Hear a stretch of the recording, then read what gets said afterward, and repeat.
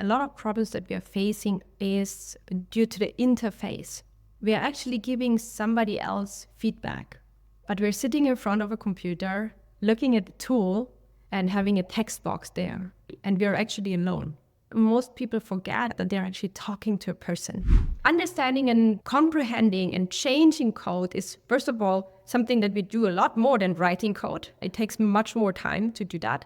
And it's really hard. And code reviews is one of the things that you have to do that.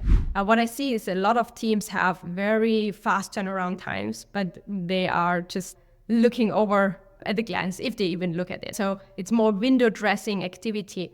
And then a lot of teams, and I think they have more pain points, is when it takes a lot of time. It takes very long time, but the value of the code reviews are very low, especially for code reviews, because I hear this idea of code reviews are so bad for our productivity and they're really destroying our whole focus that we have. But I think that's really far from the truth. I think people that are already struggling with their productivity or with scheduling their work, they are struggling more with code reviews.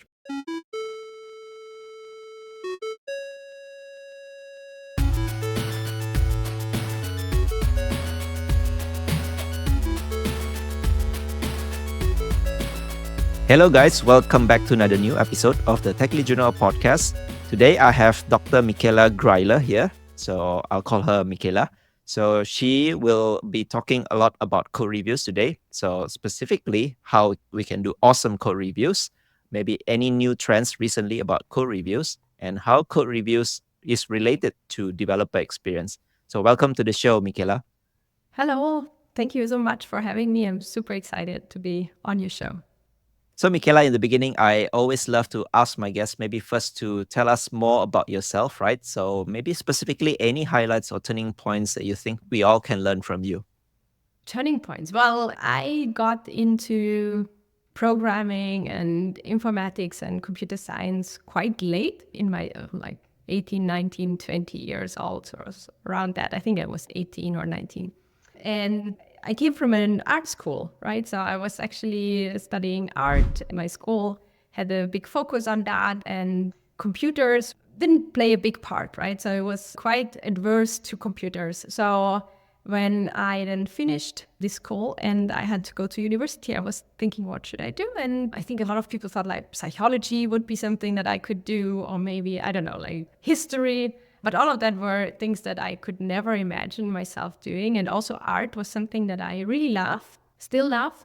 But I didn't want to do it for like as a profession, right? So it felt like something that I do for recreation or in my free time, but I didn't want to make money from my art. It felt really like ethically wrong to do that, right? To have somebody tell me how to do my art stuff. So I was thinking, what should I do? And in the last year of my school, I was already attending university classes. And I can recommend that to everybody, right? So in the afternoons, I was sitting into different classes. Psychology was one. So I realized this is not for me. Or I was also sitting in a physics class and in mathematics. And I also popped into an informatics class, right? Something about algorithms and transactions and solid principles and things like that. And it was really like, oh, I really like that part, right? Like the kind of thinking. And so I decided I'm going to study computer science. And everybody was like, wow, you cannot even turn on a computer. How are you going to study computer science? And so I bought myself a book, which is not very computer science-like, right? So I went in a bookstore and bought myself a book. And then I read about algorithms in a very abstract way at that point. But I decided, well, this is really what I want to do. And yeah, in the first year, I have to say I struggled quite a bit because there were a lot of other people that know already how to program. I really indeed had a problem with knowing how to turn on the computer, how to go to a website, how to log in and things like this. It was really new to me.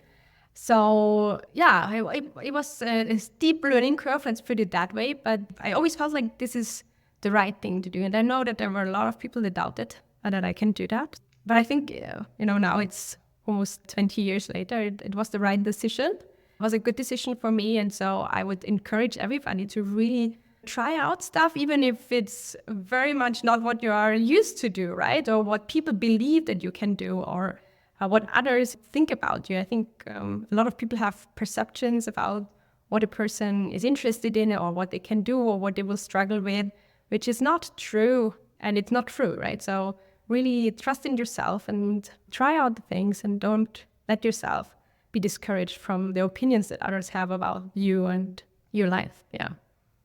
Right. Thank you so much for sharing your story. I think it's pretty unique, right? So even though you started late and kind of like struggled, but I think looking at your career, right, you did a lot of research in the computer science space. So I think that's something that we all can learn from, right? So don't be discouraged, even though you started late. You can always give it a go. And if you like it, I think anybody can succeed just by following, your passion and working hard.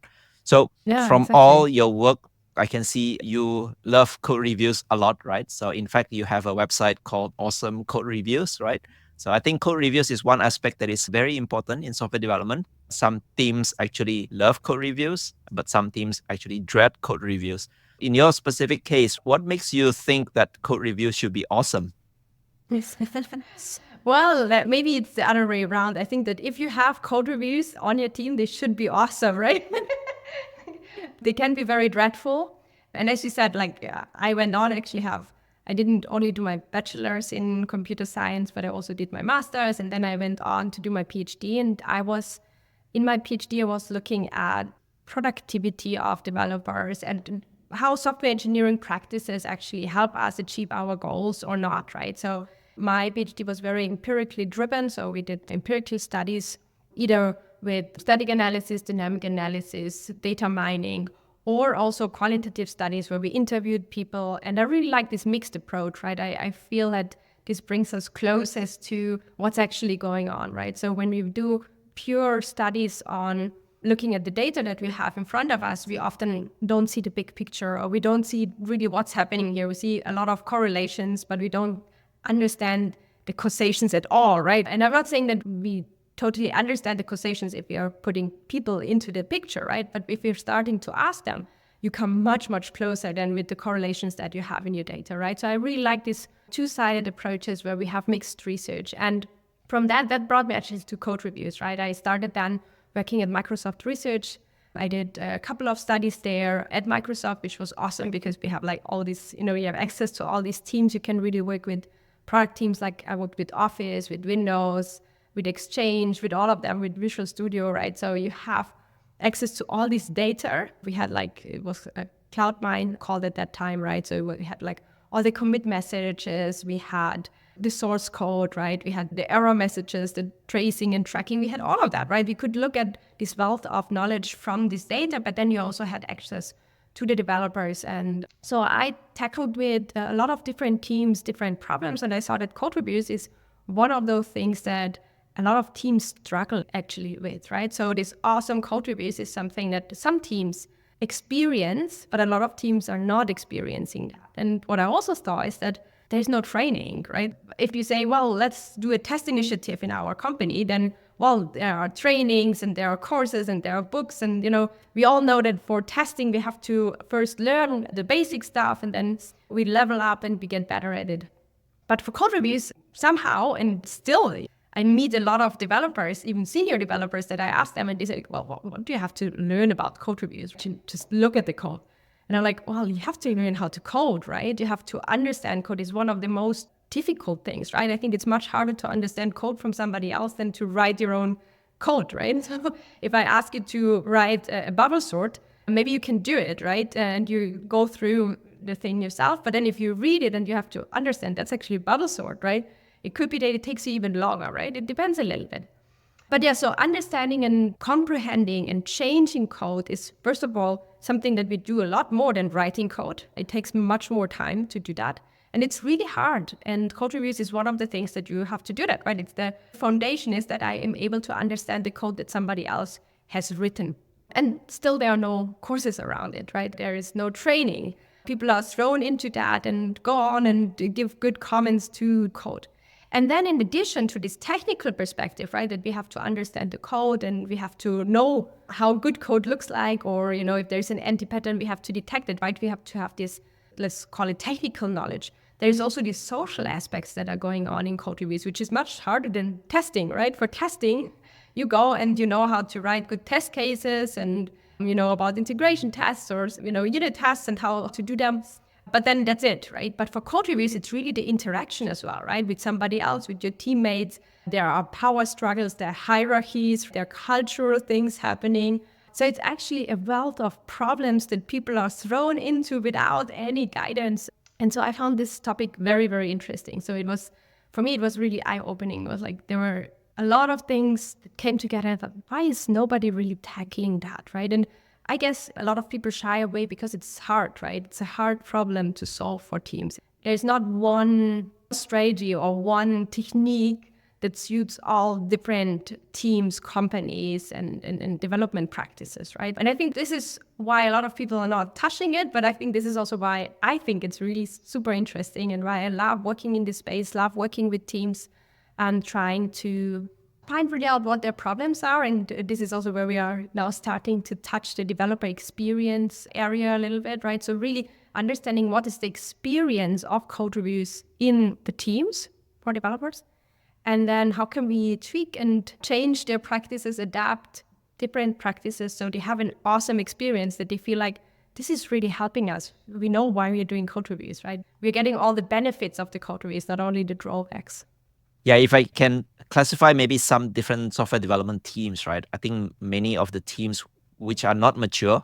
So I think the code reviews process probably do not even exist, right? Because they are all about writing code, churning out features and getting it done, release it to the production and things like that. But as you can tell from high performing software development teams, actually code reviews is kind of like the cornerstone of their practice. And in fact, it is probably one of the biggest differentiator in order to come up with a high quality software. So I think in your website as well, I can see that you're trying to make code reviews as part of the superpower for any teams, right? And I think it's what you mentioned. We don't have trainings. We don't have probably good metrics out of that as well, right? With testing, maybe you can see the test output, test report, coverage even. Maybe with code review is something that is more abstract and it's kind of like difficult. Maybe tell us a little bit more. How can we gauge within the team whether code reviews is something that we are still being challenged or something that has actually given us a lot of impact in terms of software development process? Yeah, so when we look at the challenges or the pain points that come with code reviews, there's really a diverse set of problems, of challenges that people have, right? It's a socio-technical engineering practice, right? So you have the technical problems, you have the social problems, and then also it's a team practice, which is another dimension, right? So we have problems with, it's not only me writing my code, but we have to synchronize with each other, right? We have to make sure that I'm doing it when you need it, right? And the other way around, and that I give you the feedback in a way that you are also able to take it or to do positive changes to it. But when it comes to code reviews, what I really like, because it's a complex thing, when we look at it, I think I'd really try to break it down into two dimensions, right? And this is very simplified and abstract. One is the speed dimension, right? And one is the value dimension, right? So I think if teams have the first assessment of their practice, we can look at how fast are we doing code reviews, right? So what's the turnaround time? How is that experience going on? And then also what's the value that we are getting out, right? And on my website, you can look it up. It's called the Code Review Quadrant. I called it that. I try to separate teams into 4 buckets whereby it's very flux, right? So you can be somewhere on those 2 dimensions, right? But what I see is a lot of teams have very fast turnaround times, but they are just looking over at a glance, if they even look at it, right? So it's more window dressing activity. We don't really need that kind of code review, right? We just pretend to be doing something and we are not actually doing it. But it's also not such a burden. And then a lot of teams, and I think they have more pain points, is when it takes a lot of time, right? It takes very long time, but the value of the code reviews are very low. And I see a lot of teams are actually somewhere here, right? And there are a couple of root causes for that, right? So when it takes a long time, it could be that code reviews are large, right? So you're dreading to even look at them. Or that you are having problems really understanding the code. So it could be that we are assigning the wrong people to the code reviews, right? Or people are randomly assigned to different aspects. A lot of people do this cross-team code review techniques, and they read it somewhere online, right? It's a cool, good thing to do. And there are definitely papers out there that also say cross-team code reviews are awesome. And then they think like, we have to do that, right? And I see that so often for practices around everything, but especially code reviews, right? So we see there are papers out there. I even wrote one of those that said, well, 2 people are a sweet spot for code reviews, right? So you have to have at least 2 code reviewers. And then they put 2 code reviewers somewhere in the policy of their chains, right, for GitHub or GitLab or Bitbucket or whatnot. And then every minor change needs 2 people to approve, right? And people get really frustrated with it. Like, oh my God, this is horrible. I just did this change and now I have to go through the whole approval process again, right? So I think there are a lot of problems that, because it's such a broad practice and it touches so many things, there are many, many bottlenecks and many problems and friction points that people get thrown into. And what I urge people always to look at is the reason. Why are we doing this, right? And are we accomplishing what we want to do with what we are doing, right? So, for example, I think it's a very valid and very good empirical insight, right? For example, how many people should we have on a code review? And it's nice to know that 2 people or 4 eyes see more, right? And it's actually even 6 eyes, because there's the person that's writing it and then you have to have 2 reviewers. So it's good, but don't take it like a dogma and say, well, for every change, there have to be 2 people, right? So what do we want to accomplish? Well, probably high risk changes. It would be really problematic if bugs go through. I'll probably want to have at least 2 people that are looking through that change, right? But then if we look at other research, we see, well, if I'm assigning a person that has never seen this code base before, chances are very low that they are really finding bugs or that they can give me very valuable feedback, right? So then I have to combine that and think about, okay, then if I have a high risk change here, I assign 2 people that are familiar with that, right? But then maybe for another code change, I have a different reason to do the code reviews, right? Because finding bugs is not the only reason. It's also a lot about knowledge sharing. It's a lot about mentoring, right? And so if I want to mentor, then I will have a very different selection for a code reviewer and put that person on it. So I'm giving workshops for code reviews. I'm giving courses for code reviews. And a lot of those things are really understanding the basics. And I think empirical research is very, very good to have a fundament of understanding of how things work. But then it's about us reasoning about the motivations we have, and if the strategies and the techniques that we are, the practices that we are putting in place, and also the policies, if they make sense to achieve that. And very often you see a mismatch here, right? So you see somebody had a very good reason to say, well, this is, for example, our policy. And then they put it in place, but it's not as generalizable. And so then it becomes hindering for this practice to be awesome, to be a good experience. And people are struggling to really understand and see the value of it, and very often for good reasons, right?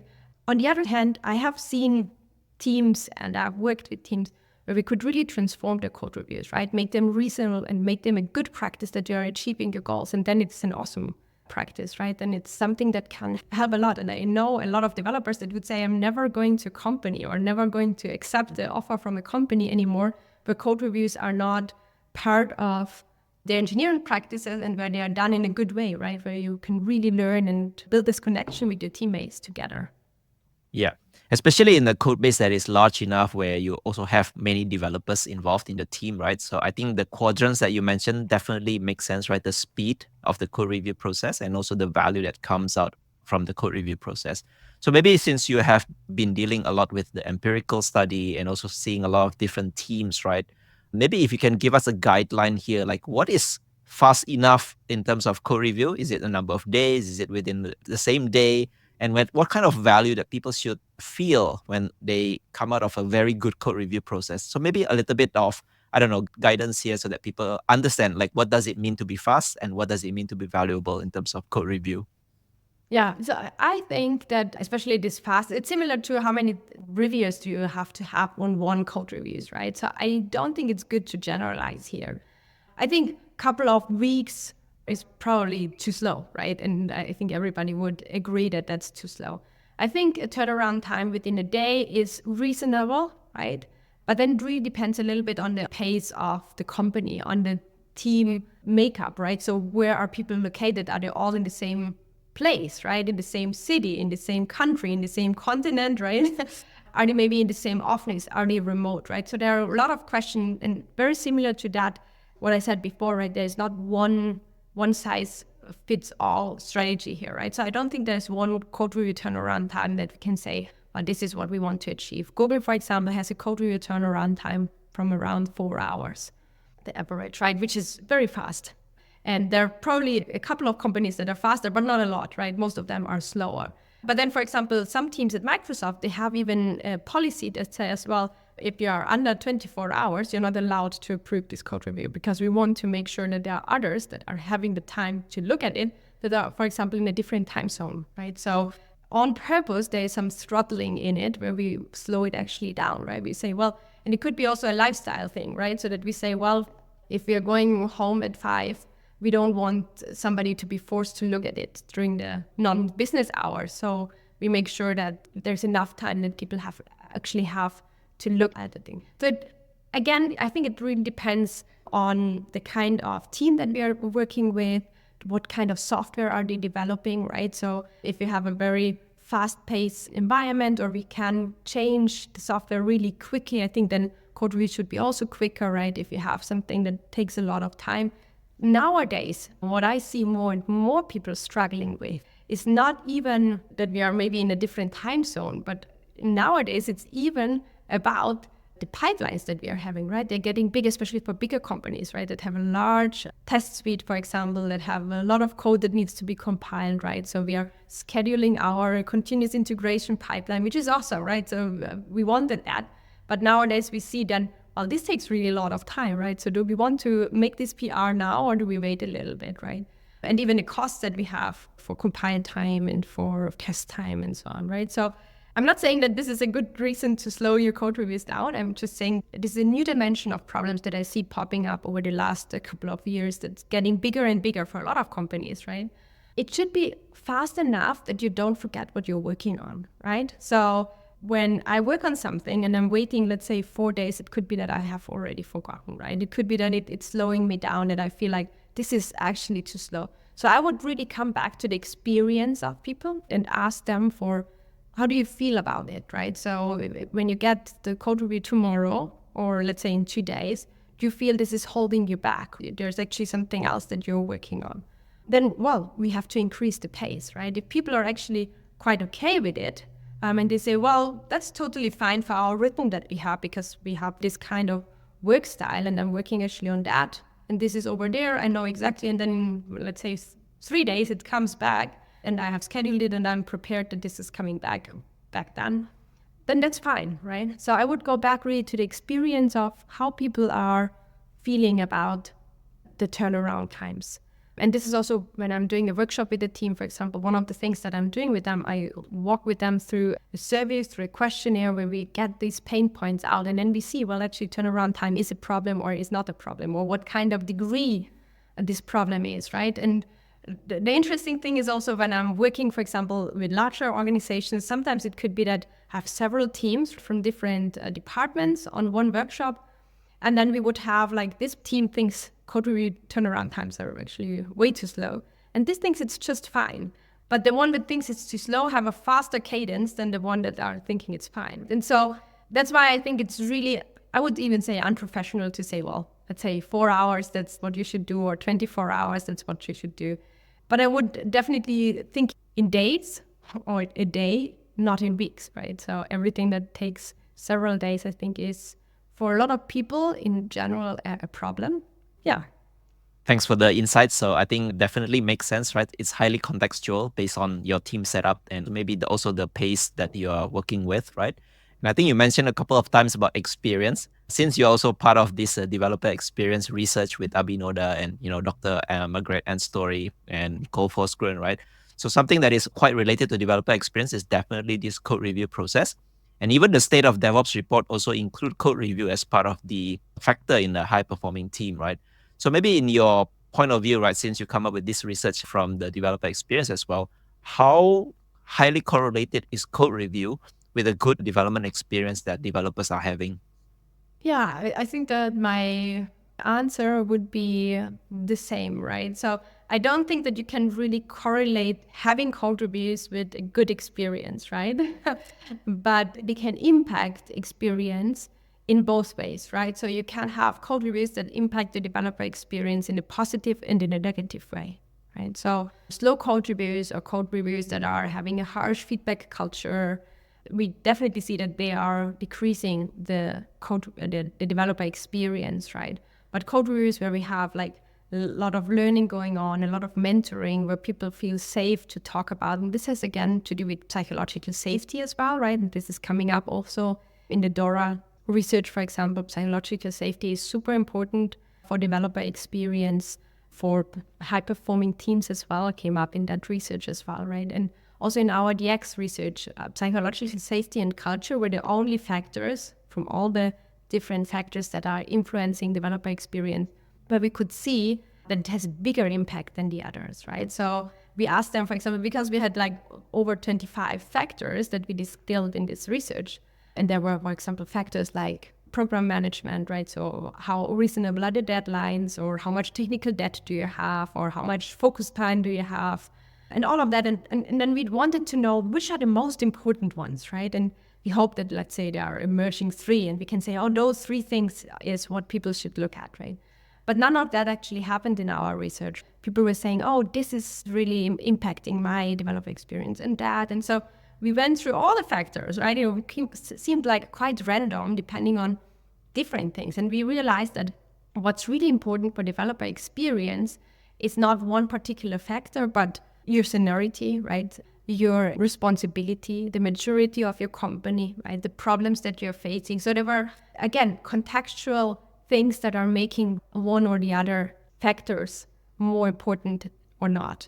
But the only one thing that came up over and over was culture, right? So people were saying, well, I'm not leaving the company for a bad code base or for a lot of legacy code or, protect it.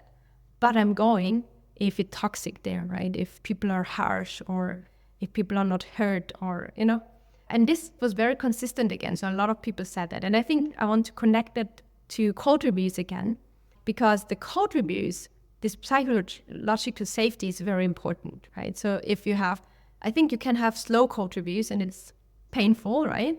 But if you have psychological safety and to get good feedback and people really take time to look at your code and mentor you and also see when you're doing good, right? So when there is this nice experience with the good, valuable feedback that you're getting back, this is when it's still okay, right? When it's still improvement to your developer experience. But once you're getting in these power struggles, if you get harsh feedback, right? This is very, very bad for your developer experience. And this is when people leave, right? So it has a big impact. And now I'm just putting an anecdote here that most teams, right? I have to say that most teams that I'm working with, if you point them to some of the harsh comments or problems that they're having, most of them are wonderful and they say, oh yeah, then we're changing that. But then there are some cases, right, that are coming in and they're the most toxic. And the ones that are the most toxic would say, there's no problem, right? This is just, you have to deal with it. So it's really interesting for people that I have never seen a team that has very nice feedback that then did, for example, some training on giving respectful feedback, that didn't learn something. I have only seen really toxic teams, not a lot, but a couple, right, that are coming in and doing a course on respectful feedback, and they're completely toxic. They say, we are not learning anything here, right? Like, this is not for us, right? So it's sometimes if you have this toxicity in your company or in your culture, it's really hard to get rid of, right? People are very often blind to the problems that are going on. So it's a hard problem to solve, but I think a very important one. Thanks for highlighting again, right? There's no one single factor to actually show good developer experience. So I think like what you mentioned, right? It's a socio-technical kind of a situation, right? So it's highly contextual. And sometimes it's about perception as well, right? I think you guys also mentioned that in the paper, right? So developer experience is not just about the quantitative aspects, right? Maybe like metrics, the speed or, the test coverage and things like that, but also the perception from the developer. So don't forget to ask the developers as well, like what do they think about the code review process? So if everyone is getting any value out of it, or is the process is too slow? So I think don't forget that aspect. So not everything can be measured just by numbers alone, right? So I think you mentioned also psychological safety and all this cultural aspect, right? Maybe apart from, toxic comments or maybe some kind of a power struggle that happens, how can people start to think about this aspect more? Because I think in many teams, when they talk about code reviews, they just look at the code and just criticize, right? It could be the wrong algorithm, variable naming, or even could be like the syntactic thing, like the spaces and the tabs. Maybe some people have these jokes. But yeah, what other aspects that you think is very important for people to switch their mindset, not just focusing on the code, but also focusing on the psychological aspect and the cultural aspect as well? So what I have seen, and I've even observed a lot of developers doing code reviews, and I see it over and over again. I think a lot of problems that we are facing is due to the interface, right? So we are actually giving somebody else feedback, but we're sitting in front of a computer, looking at the tool and having a text box there, and we're actually alone. And so now the whole thing starts. So we are not actually giving feedback to a person, but we are just filling in text boxes and looking at code. And it's a very algorithmic way of thinking as well, right? So I'm looking through the code. It's very hard to do. It needs a lot of brain power to comprehend, right? And I think most people forget, and that's, I think, totally human, forget that they're actually talking to a person. I think this is also why a lot of consultants really hate code reviews, right? They discourage code reviews a lot, and they say mob programming and mob programming is more pair programming. This is the absolute only thing that we can do, and this is the right thing to do. And I think mob programming and pair programming has the advantage that you're sitting next to a person. So we are reminding all the time that we are actually talking to somebody, right? So for example, for me also it helps that we are using voice now, that we are talking, right? You're not in the same room, but I see your face, we are talking to each other. So somehow it becomes very clear that I'm actually talking to a human, right? And it definitely changes. Like if you would send me a questionnaire with all your questions, I think my answers would be completely different, right? Maybe better, I don't know. Because they would be more thought through, right? So maybe I would appear more knowledgeable and more thought through because, well, I did. But it would be less of a conversation, right? It would be less human. It would be less interaction. It would be less conversation, right? It would be a script. So maybe it's even less interesting for people to read as when they're experiencing me and my thought process just in time, right? And similar for code reviews, I think this interface that we have, that we're actually looking at the IDE or let's say at GitHub or your code review tooling, it looks like an IDE. You're looking at your computer and you're not actually talking to a person.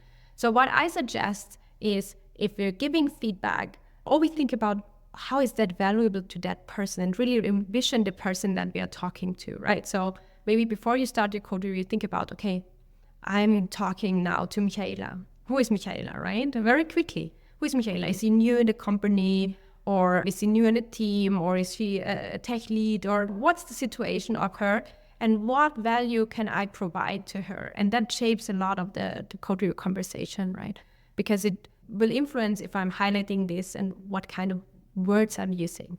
And then when we are doing the code reviews, I think it's okay to go into this very algorithmic thinking and this very technical thinking. And most of the time it's just note-taking for us, right? It's like, oh, I think this is wrong, or this is strange, I don't understand that, right? So we can make our notes, but then when we have our notes, then think about how would I say that to a person, right? Would I say, I don't understand that? Or would I say, oh, can you help me to understand this? Or how would I phrase that, right? What would I say in this situation if it's a conversation with a person?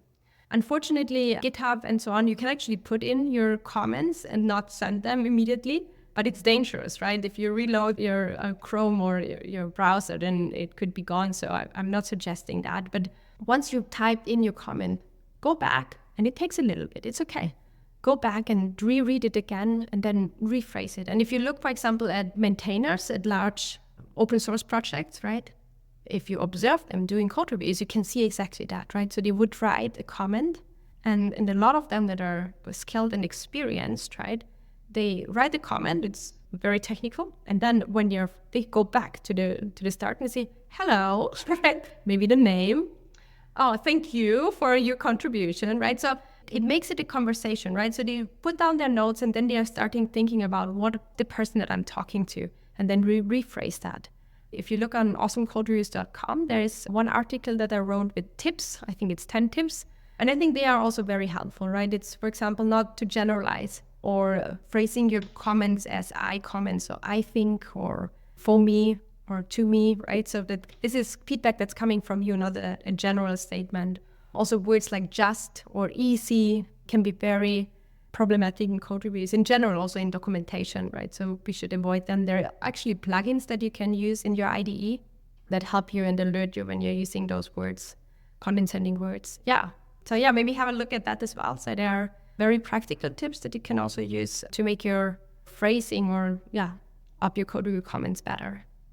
Thank you for highlighting the human aspect, right? So I think, most of the people, most developers are so accustomed to this code review process where it is async, that's the first thing, and it's tool-based, right? Either on the GitHub website or is it in your IDE, right? So they never actually deal with the actual person, and it's always async and tool-based. So I think bringing the human aspect in is definitely very important. Choosing the words and going back and reviewing what you wrote, I think is also very important. So I think all these are definitely key aspects to make the code review culture kind of like a good one rather than the toxic one. And I hope people can learn from this experience and these anecdotes that you just mentioned here. So speaking about tools, right? I know that you just mentioned one plugin, right? I know that there's another plugin to help you do more inclusive comments, that kind of stuff, right? And also these days, there are a lot of automation and AI tools available as well. So maybe from the tooling aspect, can you share a little bit more? What is the trend now? Is AI code review a thing now? Is it becoming like you don't need another developer to actually review, or you can actually rely a lot on AI? So maybe a little bit of your experience here that you can share. Yeah, maybe I start really with the very basic tooling, because you said that, right? I think a lot of people, for example, that are in my workshops, they're coming in with this idea that code reviews always have to be on GitHub or GitLab or Bitbucket and have to be asynchronous, right? But that's not true. Code reviews, any form of reviewing your code is code review, right? So you can do it online, you can do it via Zoom, you can do it next to each other, right? In academia, we often call it over-the-shoulder reviews, right? Where you're popping over and looking at the code of somebody, right? And then we have the tooling that obviously help us a little bit to get more systematic or to do asynchronous code reviews. And again, I think very important what I said at the beginning, thinking about why are we doing that? What do we want to achieve? And then using the right tool is a good approach, right? And the right tool is also the right communication channel, right? So if I have a young person there that has a lot of problems with the code and understanding, maybe how we do things in this company, then writing them hundreds of comments in an asynchronous style and sending them over isn't the best approach, right? Maybe I should, if we are in the same office, we should arrange a meeting together, or if we are not located together, we arrange a call and we go at the same time through the code and I'm showing. And this is definitely a better way to go about the problem, right? And also to do the code review or to the teaching or the mentoring. But then if in a very different situation, it would be an overkill, right? We don't have to jump on a call for everything that we're looking at, right? I can just send you an asynchronous code review and it may be a better experience for you and for me. And then we have these tools, and I think the tools are wonderful, right? Especially tools around automatic detection of problems, right? They can be very, very helpful. They can also be helpful to get away from this picking aspects of code reviews, right? You mentioned that there was also and said, well, some people are even nitpicking, right? Like around, I don't know, spaces, or do we use this or that? But that can be all easily automated, right? We don't even need a code automated tool to review our code. We can actually have it pre-formatted, right? So that we have all the same style. We can have tools like that in our pipeline. We can have it even in our pre-commit hooks, which I would recommend, right? We should not put everything to the pipeline and then realize when it's over there that it's failing. Can have that already on our development machine, right? And make sure that even if it's grammar, right? We can have plugins for grammar. We can have static analyzers, right? We can have linters there. And then there are code review tools that do a little bit more, right? So that using large language models, for example, to understand our code and give us some suggestions. I wrote a blog post about a couple of tools that I like the most, right? I'm just randomly now naming some of them. I'm a big fan of GitHub Copilot, right? If you're programming, if you can ask questions, I love ChatGPT. I also like that very much. There are a lot of integrations into your IDE as well for that, right?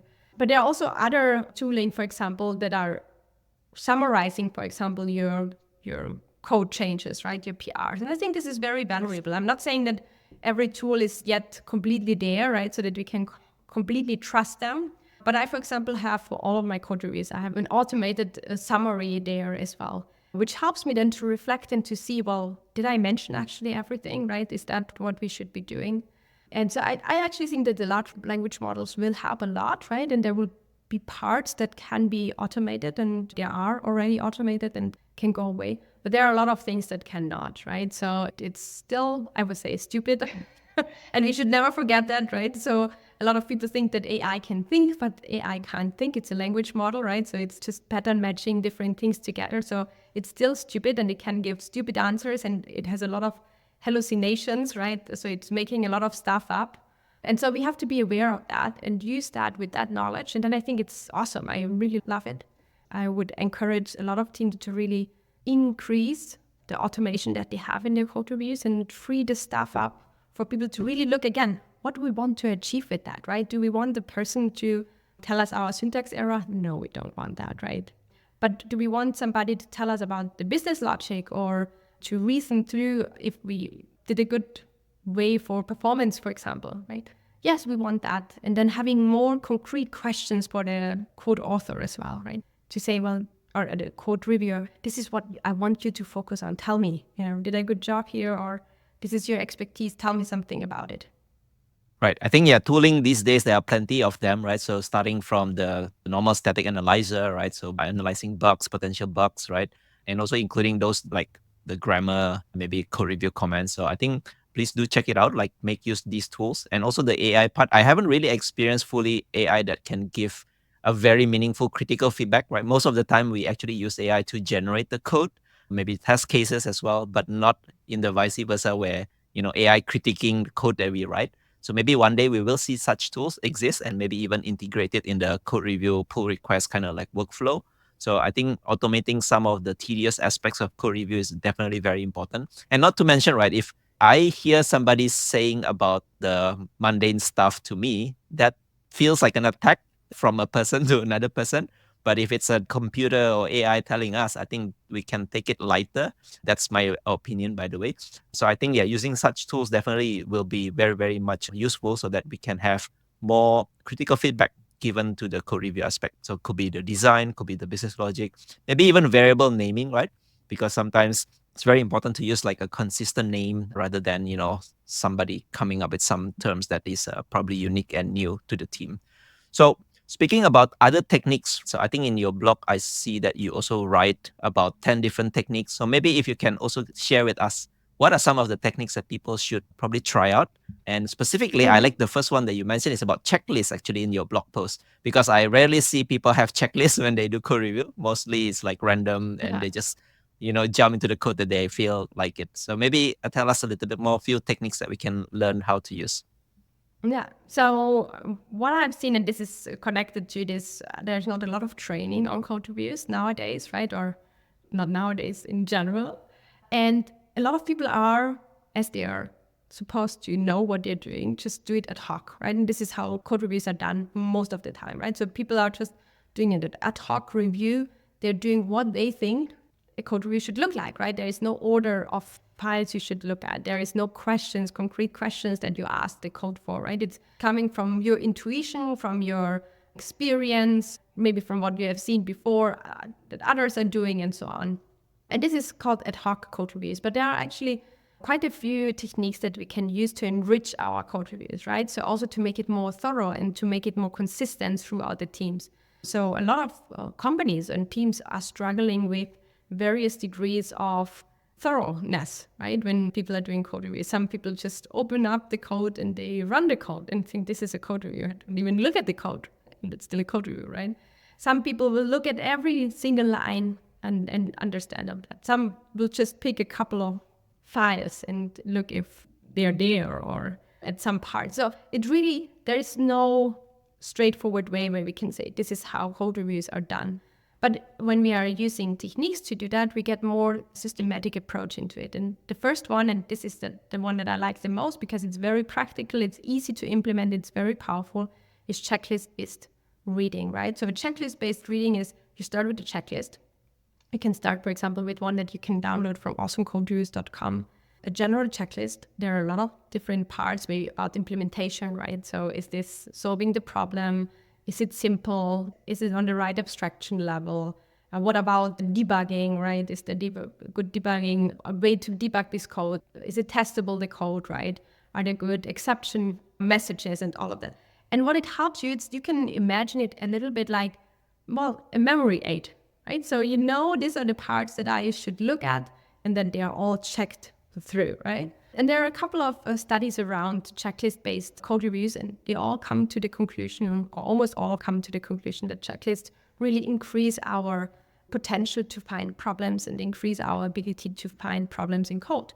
There's one, for example, that's done quite recently at the University of Zurich, where they, for example, looked at two different groups of people and they were giving the same code.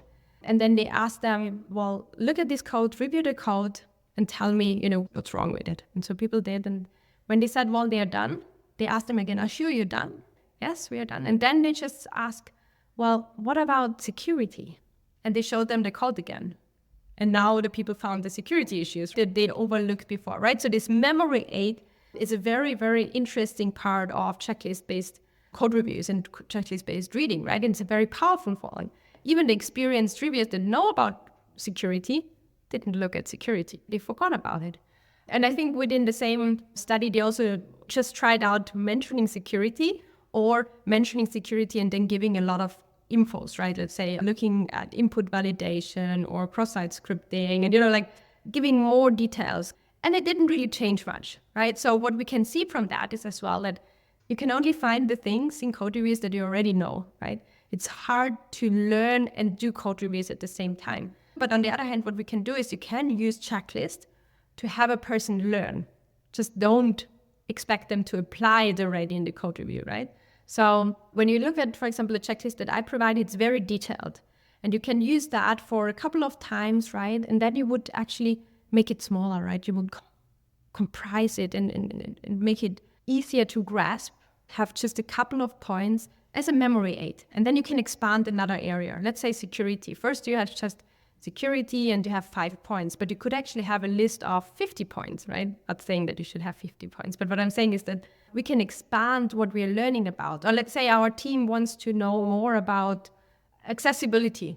Well, first there was just 1 point saying, have you checked accessibility? Yes. But then you could actually have a whole list about accessibility and have let's say 15 criteria where you walk the people to, right?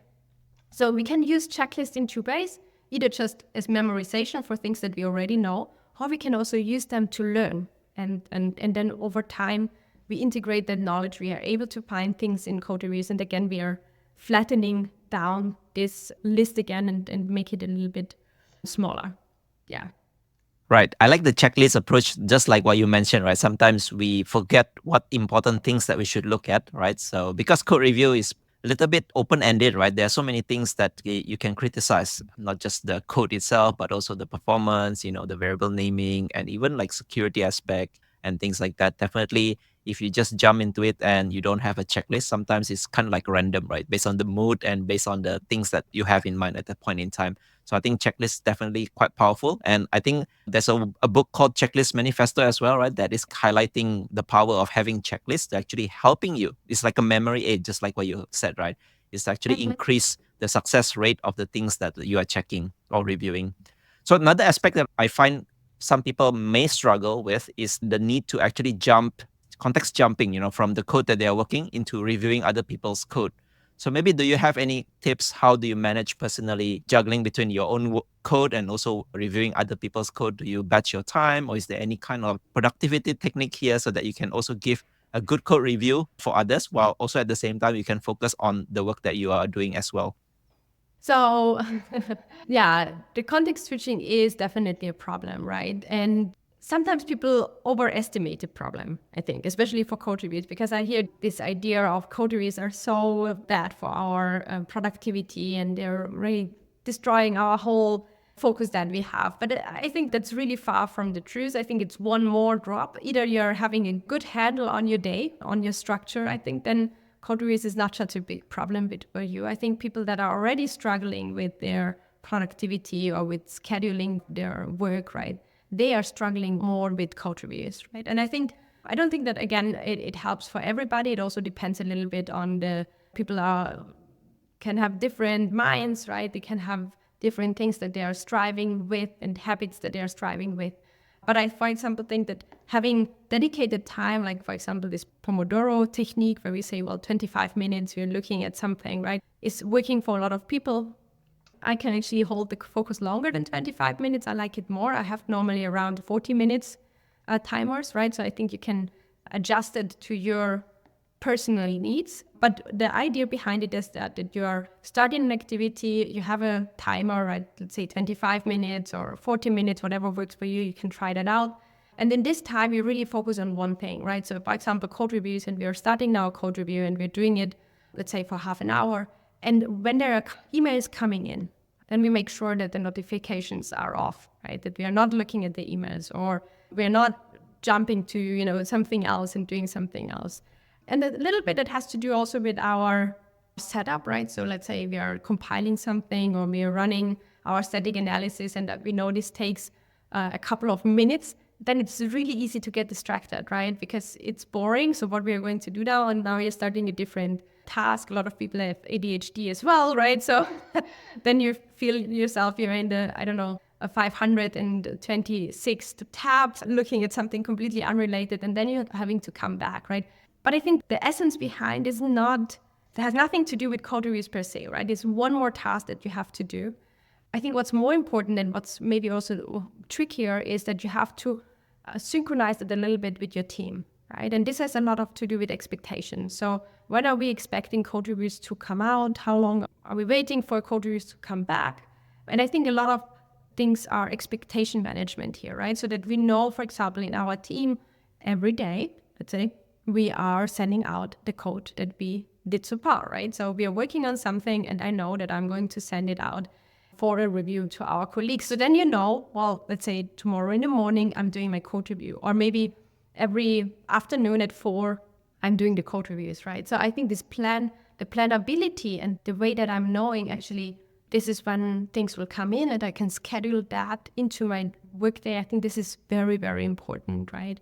And this is not only on you, right? It's also on the teams that are the people that are on your team, that they have to stick to a plan, to something that we agreed on, right? And yeah, and I think this is very, very important. A lot of people are code reviews just come out of nowhere, right? So I didn't even know, but today 3 came in. And then there are 3 days that none come in, and then 5 come in, and I didn't know there's a really large one. A person worked on that for a whole month, and now they want me to review it. You cannot plan for that. And I think this is really a big problem, but this is more a team culture problem, right? Team habit problem, so that we are giving heads up. I actually worked on that a month. I know I shouldn't have, but I have. Let's arrange a meeting even for that. And we walked together. I walk you through what I did, and then afterwards you can take your dedicated time and really give me a code review, right? And next time we do it better. I send you after, 2 days of working. I think there are the normal productivity tips work for code reviews, right?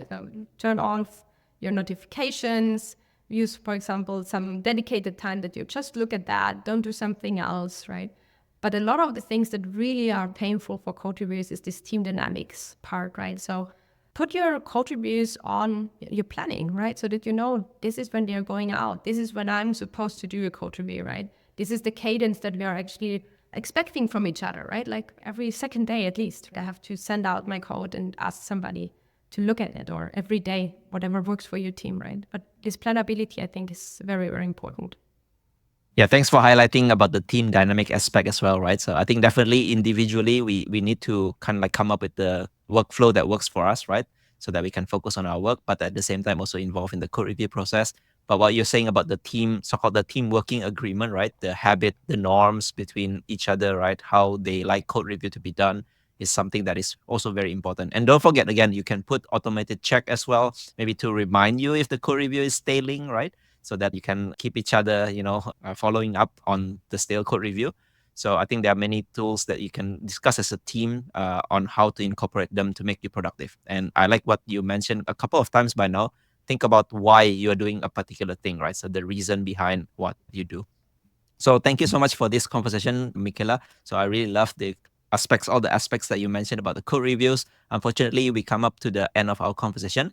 But before I let you go, I have one last question that I'd like to check with you. I call this the 3 technical leadership wisdom. So you can think of it just like an advice that you want to give to us. So maybe if you can share some of them, so that would be great. Okay, so I think the most important thing in general, right? So if you're a leader or an employee or even outside of coding, is really to embrace the diversity of people, right? And also how their minds work, how their bodies work, and how we can do our best work, right? And I think this is why I also really like the idea of DX, of developer experience, in contrast to productivity, right? Productivity is all this, we are measuring something that's very elusive, to be honest. And then we are having the same metrics for every person, right? And it doesn't matter what their experience is or what they're actually bringing to the table, right? Because we are measuring one thing. But on the experience part, it's really more about thinking, how can we make sure that every person can do their best work, right? And it can look a little bit more differently for everybody. And based on that, we should also shape our practices to reflect that, right? So as a team, we have to come together and we have to talk and we share our expectations of each other, right? And we can say, well, I want my code reviews to be on my table at 4 p.m., right? That's a request. Doesn't mean that it has to become true, but it's good to be put out there, right? Because this is where I'm in a good state, I can do a good code review. And then another colleague will share their habits or their way of thinking. Maybe they have ADHD or, maybe they have, they're neurodiverse, right? And then they will say, actually, it's really hard for me to read your comments. I would rather have you call me. And then if we have this ongoing conversation and if we are accepting that we are all different, I think we can shape a very nice practice together where we all can do our best work when we're thinking about the other people also that are involved. Another wisdom, and I think this is something that very often strikes me by surprise, is that things are less done than we think, right? So for example, you talk about these reminders for code reviews, right? And I'm thinking about reminders. This is an old thing, right? Like code review reminders, we talked about that like 10 years ago in academia and wrote papers about that. But actually just recently there came a paper out that Meta now is doing it or Facebook is doing it, right? And it's like, surprise, we have now code review reminders and they really work, right? So there are a lot of tools out there. There are a lot of techniques out there. There's actually a lot of empirical knowledge out there that you can take and you can put into practice, even if you think, well, why has nobody ever done that, right? Like it shouldn't work, right? But actually it works, but nobody has ever done that.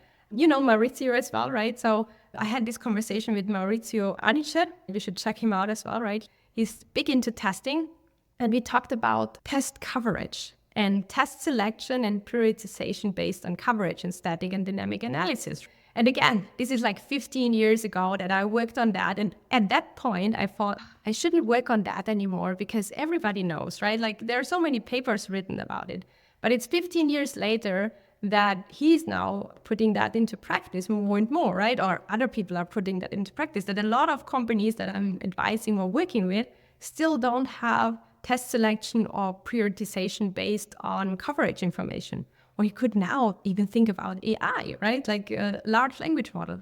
So I think we know there's a lot of knowledge out there. But then if we look at the companies and the practices that teams are doing, a lot of things are not done. And actually it's out there and you have just to grab it, right? Use the code review reminder and try it in your team. And maybe it's not working, then throw it away, right? But they're really to try out, to experiment a little bit. Yeah, and I think this can go a very, very long way and can increase the happiness of the developers or the productivity a lot. Yeah. And the last advice is probably the same that I had at the beginning, that we can always change, right? And we shouldn't have somebody restrict us. And I think it's coming back to developer experience as well. I know that a lot of people, when I was recently at GoTo, for example, people come up when I talked about developer experience and how we can change it. And some of them are very discouraged, right? They're like, I try to change it, but nobody is listening, right? Or I try to change it, but it's so hard. And I know it's really hard, right? Like some things are really hard, and especially if you're doing something new. It's like coming from art school and doing computer science, right? So being in a company that has, for example, let's say some toxicity going on, some harsh comments in your code reviews. And you see that, right? You see that and you try to change it. It's really, really hard, but if you're doing it, if you could persistently doing it, just baby steps, right? It's really worth it if you're able to do it. And even if you're not able to do it at that company, in the next one, maybe you will, right? Yeah. Very beautiful wisdom. So thanks for sharing all of that. Yeah, I think that people can reflect listening to what you just said just now. So I really love the last part, right? Doing change. Sometimes we can feel like we are against all the odds, right? Like maybe changing the legacy practice or people's mindset and all that. But I think changing one little step is something that is doable for everyone. And also don't forget changing the company is also probably the last resort that you can do, right? If let's say you can't change the company. So, Michaela, thank you so much for this conversation. If people like what you said and they want to follow up with you or learn more from your resources, is there a place where they can find you online? Yeah, so they can go to awesomecodereviews.com and there's a lot of information on code reviews. They can also go to my personal website, which is michaelagreiler.com.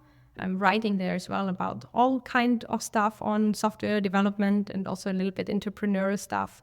You can also follow me on Twitter or X now. I'm not so often on X anymore since it's X, but I'm occasionally there as well. Or they can also write me an email, right?